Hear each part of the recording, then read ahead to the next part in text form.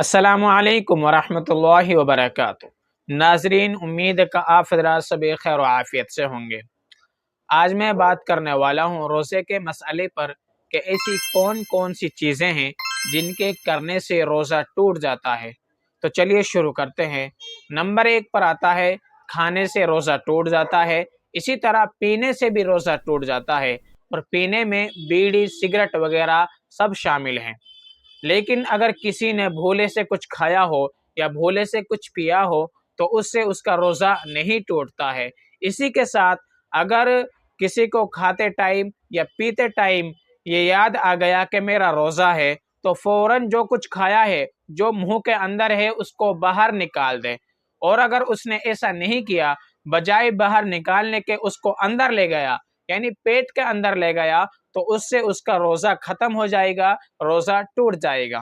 Number 2 پر آتا ہے جماع کرنا، یعنی ہم بستری کرنا، صحبت کرنا، یا پھر کسی اور طریقے سے منی کا نکل آنا، تو اس سے روزہ ٹوٹ جائے گا۔ لیکن اگر کسی کو سوتے ٹائم احتلام ہو جائے تو اس سے اس کا روزہ نہیں ٹوٹے گا۔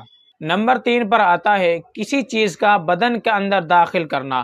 اب اس کی کئی صورتیں ہوتی ہے، جیسا کہ منہ کے راستے سے، اب وہ کھانے والی چیز ہو، یا جیسے کہ کھانا وغیرہ ہوتا ہے، یا پھر وہ کھانے والی چیز نہ ہو، جیسے کہ لکڑی، لوہا، کچا گیہوں وغیرہ، ان سب کے کرنے سے بھی روزہ ٹوٹ جاتا ہے۔ اسی طرح اگر کسی نے جان بوجھ کر الٹی کی ہے تو الٹی کرنا، اس سے بھی روزہ ٹوٹ جاتا ہے، یا پھر اس کو نگل جانا، اس سے بھی روزہ ٹوٹ جاتا ہے۔